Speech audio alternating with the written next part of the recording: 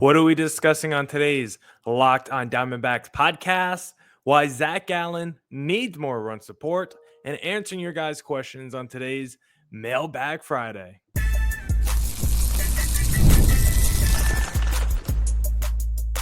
You are Locked on Diamondbacks, your daily Arizona Diamondbacks podcast, part of the Locked on Podcast Network, your team every day. Welcome into the Locked on Diamondbacks podcast, part of the Locked on Podcast Network, your team every day. You're listening to who? The always charismatic host of this podcast, Millard Thomas, multimedia journalist and graphic designer. So please go check out my website, millardthomas24.myportfolio.com. On there, you can see all my latest work, from my packages to my articles to my photos and my graphic design. Today's episode is brought to you by FanDuel. Right now, new customers can get $200 in bonus bets when your first $5 bet wins. On today's Locked on Diamondbacks podcast, we're going to be discussing Zac Gallen and his upcoming start against the St. Louis Cardinals, and then answering your guys' questions on today's Mailbag Friday. So jam-packed pod as always for you guys. But first, I want to say thank you for making Locked on Diamondbacks your first listen every day. I would not be able to do this podcast without you, my loyal listeners, sharing, subscribing, reviewing, doing all that so I could do this podcast for you. Thank you. It's free. It's available on all platforms, so please continue to tell your friends. And one of those platforms is YouTube. Please hit subscribe to Locked on Diamondbacks on YouTube. We try to go live Sunday through Thursday after D-backs games. It's an interactive show. Drop your comments in the YouTube section. I'll read them live on air. So please follow me on social media at CreatorThomas24 or look up Locked on Diamondbacks, both Twitter and Instagram, so you get notified when I go live, or hit that little bell icon next to the subscribe button so you also get notified when I go live. But now let's jump into the Locked on Diamondbacks podcast. All right, back here on the Locked on D-backs podcast. Now let's talk about Zac Gallen and his upcoming start against the St. Louis Cardinals, because in this start, I'm looking for Zac Gallen to get some run support from the D-backs. I need this offense to help out one of their best starting pitchers in Zac Gallen, who has been there. Zac Gallen, when you think about him through the years, he's been there for the D-backs offense so much, right? We can't forget he had that scoreless inning streak where I can't remember off the top of my head how many innings straight it was, but it was one of the longest streaks in Major League history. And so he was going out there start after start and not allowing any earned runs. And so for Zac Gallen, who now, when you look at the stats, getting the least amount of run support of any pitcher on this D-back staff, how about we go out there and we support our guy and we get him some support and we score some runs? And how about being on the road? Zac Gallen, when he takes the mound, he looks up at the scoreboard and he sees an early lead, because it has not happened a ton for him this season.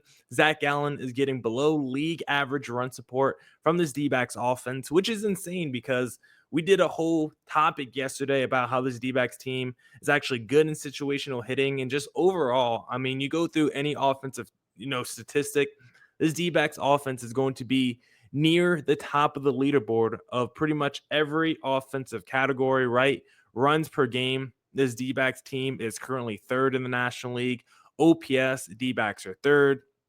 And so you go up and down. Home runs, they're second. It's like this D-backs team offensively really does everything. And so it's so surprising that when Zac Gallen is on the bump, they don't seem to show up for a guy that has been there to support them year after year, who has been so good, going out there, getting quality starts, putting the offense at ease and saying, you know what, you guys could take today off, give me a couple runs, and I'll deliver us a victory. Not the same the last couple of years. It's been a little bit more shaky for Zac Gallen. And now in 2025, run support seems like it's critical for Gallen at this point of his career, because for some reason, he has just been so shaky, so up and down, so inconsistent. And I think getting some early runs when he can go out there, take the mound, and see an early lead, just lessen the pressure on him, take some of the workload off his shoulders. I think that would help him out so much, because when you really look at the numbers for Zac Gallen this season, one of the things that's kind of interesting when just combing through the stats for Zac Gallen is he comes out the gates really slow in these games. You look at his numbers through those first few innings of a ball game, and it's not the best. That first turn through the rotation is typically when Zac Gallen is at his worst, most vulnerable point of a start. 854 OPS allowed that first turn through a lineup.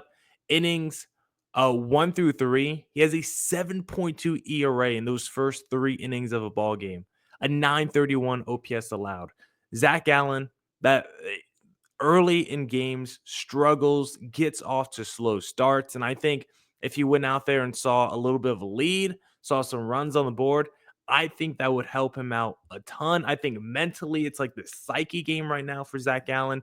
He just seems to be in his head a little bit. He's just such like an analytical guy who seems to like sometimes second guess himself if things aren't working. And so I think if he went out there and saw a lead, it would just put his mind at ease a little bit more. I'm hoping the fact that he won't be in Chase Field helps him as well, because this is a guy who's actually been fantastic on the road this season.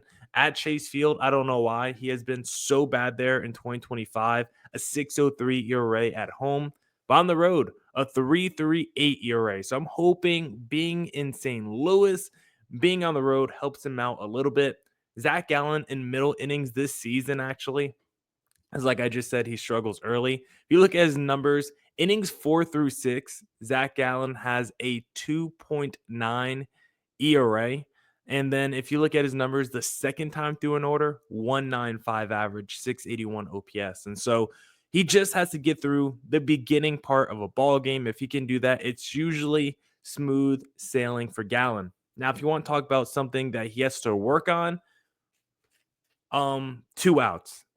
Zac Gallen this season has been so bad when there's 2 outs on the board. That's when he seems to run into the most trouble. It's when he's about to escape an inning. He just creates problems, creates havoc for himself. How many times this season have we seen him get to 2 outs and all of a sudden it's a double and then another double? And now it's like, why are you putting runs on the board, Zac Gallen?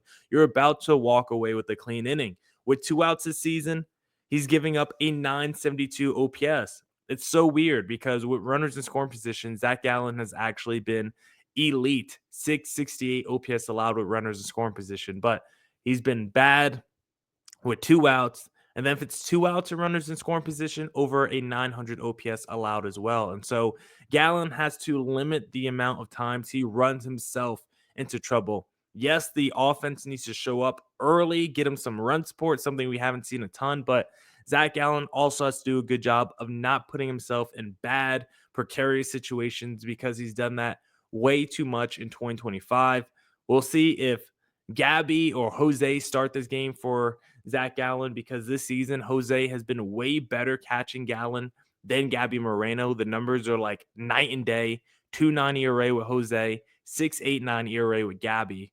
And the fact that Gabby has played a ton the last week, I wonder if that means he's going to rest in this start and let Jose catch for Zac Gallen, considering he's been a little bit better this season catching Zac Gallen. But we need Gallen just to get going. He's been so inconsistent in 2025. And the weird thing right now, I think Zac Gallen is at the bottom of the trustworthy ranking list for this rotation. Ryan Nelson, Fott, Kelly, and Corbin Burns, you would all take them in a do or die start over Zac Gallen right now, which is crazy to say, especially with Erod not on the rotation. Zac Gallen feels like the least trustworthy D-back starter, and I never thought I would say those words as the Locked On Diamondbacks host. Now we'll answer your guys' questions on today's Mailbag Friday in segment number 2.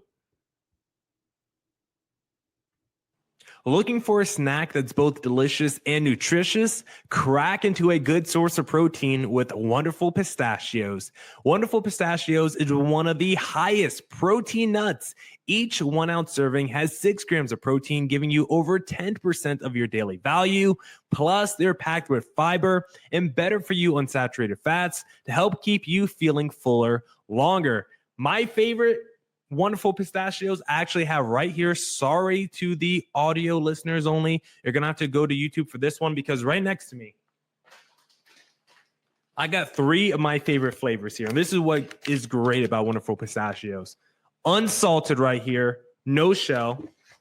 Chili roasted, no shell. And then this one is roasted and salted with the shell. The great thing about Wonderful Pistachios is the variety. You could get salted, unsalted, with shell, no shell, get a little kick to it if you wanted to. No matter what flavor you want, they have a variety and a profile that fits just for you. So please go get yourself some Wonderful Pistachios, get snacking and get cracking with the snack that packs a protein punch. Visit wonderfulpistachios.com to learn more. Welcome back to the Locked On Diamondbacks podcast. And now let's answer your guys' questions on today's Mailbag Friday.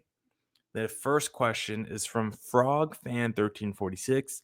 He said, who will be the next D-backs Cy Young winner? I thought this was an interesting question because the current candidates on the major league level, Corbin Burnes, of course, who is kind of making a case this season. I think he definitely has his work cut out for him. I think when you're looking at the National League field, it is stacked right now for that Cy Young candidacy. Kodai Senga leads the league in ERA with a 1.43.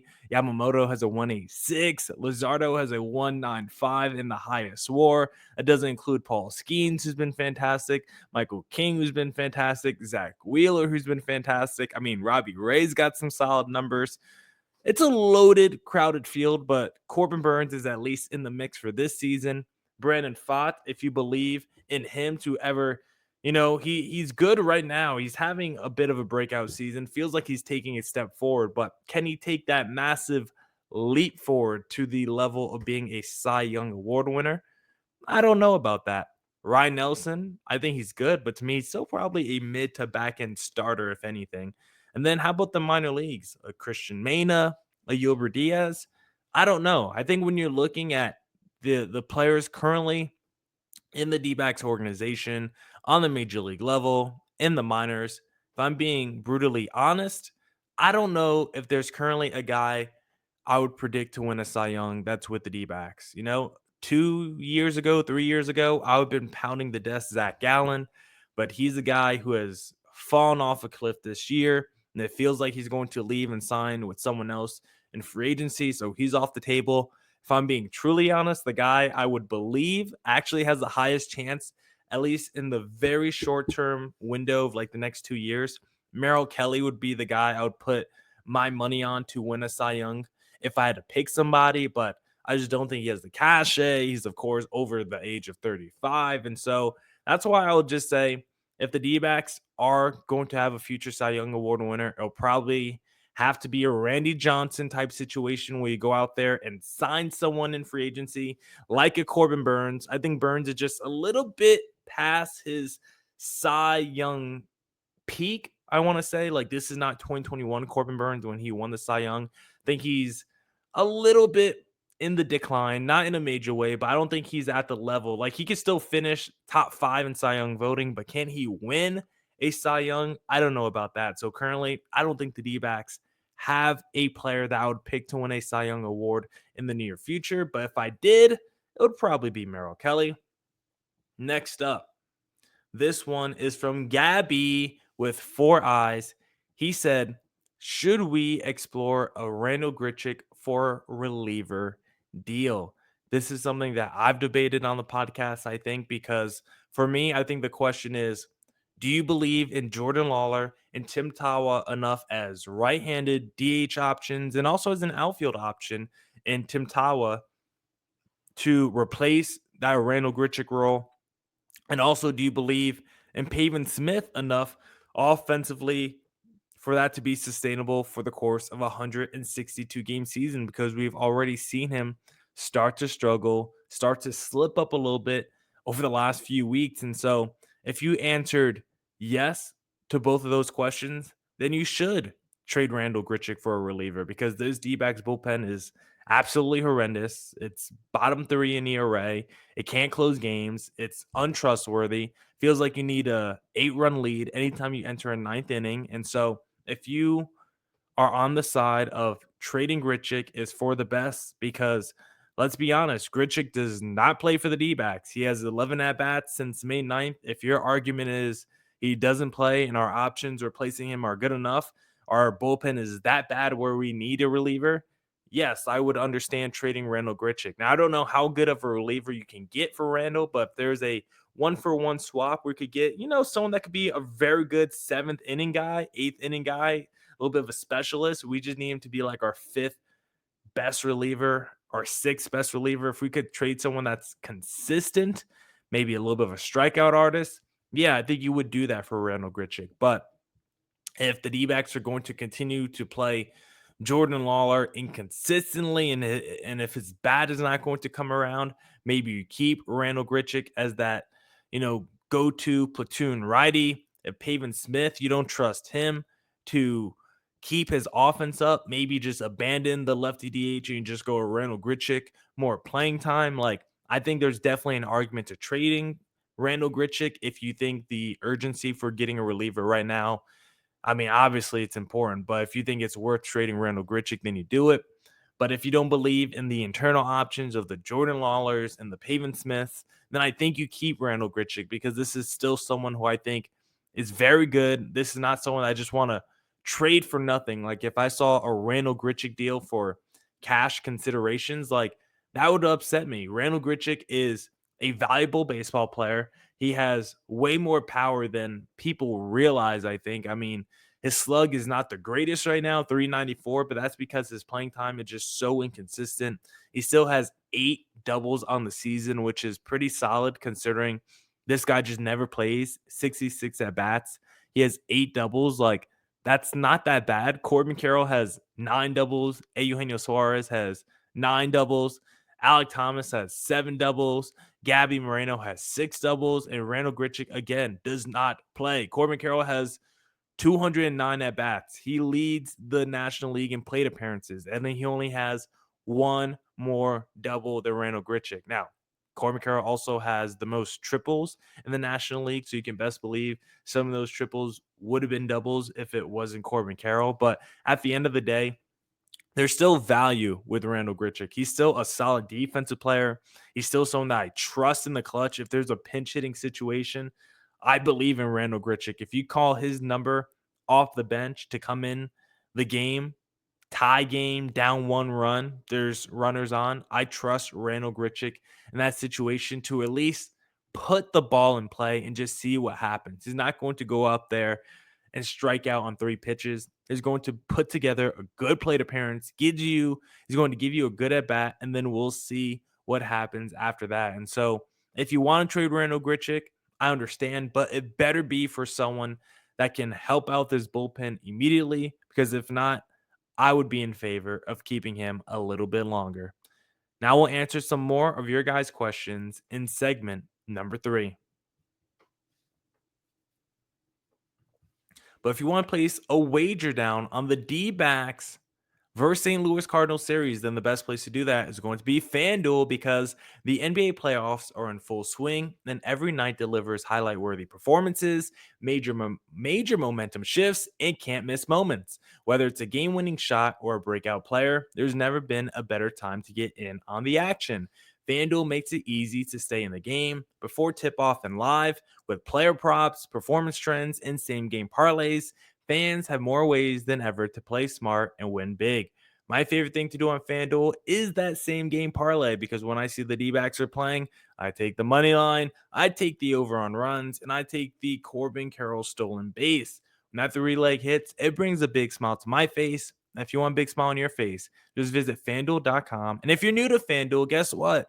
It's the perfect time to sign up. Head to FanDuel.com and place your first $5 bet. If it wins, you'll get $200 in bonus bets. Make every moment more. FanDuel, official sports betting partner of the NBA.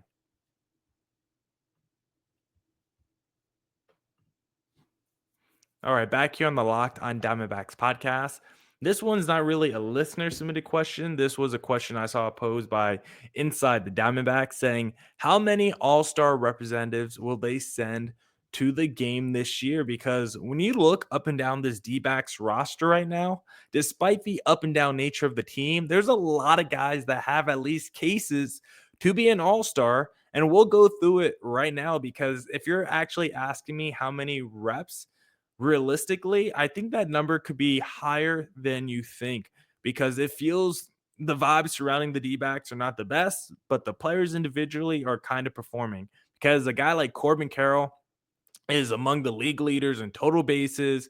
He's top three in OPS, runs scored, leads the league in triples, home runs. He's there. Like, he has done everything from an offensive perspective this year. He plays solid defense. Like, Corbin Carroll is going to go to the All-Star game in 2025. And the real question is Corbin Carroll going to be an MVP candidate this season? Because I definitely think Corbin Carroll is currently, if you had to make a list, at least top five probably in the National League of players. If you had to do an MVP ranking, I would say Corbin Carroll's probably that high. He's been that good for the D-backs this season, and he's done everything. And considering as a rookie, he finished top five in MVP voting, and he's having a better season now than he did back then. I definitely think Corbin Carroll is going to be right there in the mix for the MVP. I do think it's a pretty crowded field. But I think Corbin Carroll is going to be in the mix by the time we get to September. But a lot of it is going to depend on the team success of the Arizona Diamondbacks. But at the very least, he will be in this year's All-Star game, and he should be a starter. I mean, a 945 OPS, 15 bombs at the time of me recording this, and 9 steals. That's starting to pick up. The speed is starting to pick up for Corbin Carroll. So I say yes to him making it to the All-Star game. So that is one player right now. The second player who I think is a borderline lock for the All-Star game is the guy who's maybe the best shortstop in the National League and maybe in all of baseball right now, in Geraldo Perdomo, who statistically by the numbers is the best Arizona Diamondback. When you look at WRC plus and WAR and all the advanced metrics, it tells you Geraldo Perdomo is the best Arizona Diamondback.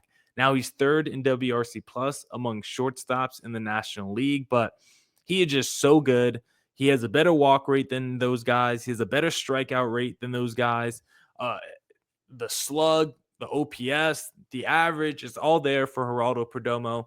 He does have some competition with the Dansby Swansons and the CJ Abrams because they are also having very good years this year. So it's not a lock for Geraldo Perdomo, but even if he doesn't make the All-Star team, the fact that his slash line right now is borderline 300, 400, 500, it's 306, 402, 488. Like, that's the MLB version of shooting 50, 40, 90 in the NBA, right? In the NBA, if you shoot 50% from the field, 40% from three, and 90% from the free throw line, you're considered like a superstar efficient player. In baseball, if you hit 300, get on base 40% of the time, and have a 500 slug, you're considered a superstar major leaguer. And the fact that Perdomo is in that mix, I think he has a great chance to make it to the All-Star team. I'm going to say yes, maybe as a starter, maybe not, but I think he has to get in as at least a bench guy, considering he's also like top 5 in RBIs, I believe, and leads all shortstops in RBIs. So I think he borderline has to be there. Ketel Marte, he's a little bit of a tougher guy to decide because he has missed a bunch of games this season due to injury. So that's not really his fault. Has only played 26 games, which is less than a Tim Tawa. But you look at his numbers. I mean, he's got a 937 OPS, and he keeps hitting home runs. He's got 7 home runs right now. The issue is he only has 11 RBIs on those 7 home runs. But if we get to the All-Star game and it's like, well, I know he's played like 20 games less than all the other options, but he has 10 more home runs than anyone else. His slash line across the board is way better. Like, I know he's played less, but in the time he's played, he's been more productive. So can you blame him for availability when in the time he's played, he's been more productive than the other guys? I think that's going to be the argument for Ketel Marte, plus the fact that he's the best second baseman in the sport. I'll say he has a strong case. I don't think it's as much of a lock as Corbin Carroll, who I think is definitely going. Geraldo Perdomo, probably less of a lock, probably 80 to 90%. Marte, I would say, is 50 to 60% because he does have the cachet of being the best second baseman. I do think he's recognized that, but the injuries definitely affect him. Eugenio Suarez, quietly has a case too. Might not feel like it because we know his strikeout rate is always going to be insane. But if you actually look at the WRC plus leaders, I was surprised as I was doing this exercise to see where Eugenio Suarez landed, because he's actually ahead of Corbin Carroll for WRC plus leaders this season. And it's all because Eugenio Suarez, or excuse me, that's in the last 30 days. Eugenio Suarez has a higher WRC plus than Corbin Carroll in the month of May. And so he quietly has been so effective this year. He's won the home run leaders. He's won the RBI leaders. He's been the best D-backs player with runners in scoring position. And so when you're talking about a guy with power, run production, clutchness, like it's not a surprise to see that he's in the mix for the All-Star game. I just think at the end of the day, a guy that's going to bat like 220 and strike out a ton, I don't think he's going to get a realistic look. Fans are going to see the home runs, are going to see the RBIs, but I think they're also going to see the strikeouts and they're going to see the low average and not vote him in. But as a D-backs fan, if he finishes the season at the current pace he's on with over the 800 OPS, on pace to hit over 30 home runs, on pace over 100 RBIs, you'll definitely take that as a D-backs fan. But I'll probably say his chances of making the All-Star game probably around 30 to 40%. But a guy like Corbin Burns, I think that's above 50%. He's definitely more in that Ketel Marte range. His issue is the National League is just so stacked.